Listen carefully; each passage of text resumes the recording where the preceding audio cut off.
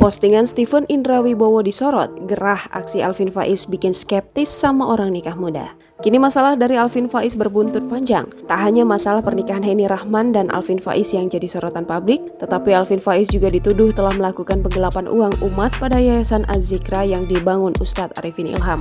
Dilansir Tribun Sumsel, Steven Indra Wibowo ini juga mengatakan bahwa akan ada rekaman perihal bukti tersebut. Di samping itu, Alvin juga disarankan untuk lebih memegang komitmen janji terhadap Dewan Syariah. Diharapkan Alvin untuk lebih banyak belajar demi meneruskan perjuangan dakwah almarhum Arifin Ilham. Kini dalam Instastory, Steven Indra Wibowo merepost status dari seorang umat bernama Newiha yang resah dengan pemberitaan miring Alvin Faiz. Dilansir Instagram Steven Indra Wibowo pada Rabu 18 Agustus 2021. Akibatnya, orang jadi skeptis dengan nikah muda. Tak hanya itu, Alvin dianggap membuat orang skeptis dengan konten dakwah. Sangat disayangkan Newiha kalau Alvin Faiz berlaku salah. Selain itu, keuangan Az-Zikra memancing kemarahan umat. Newiha sedih dengan cobaan yang sedang menerpa.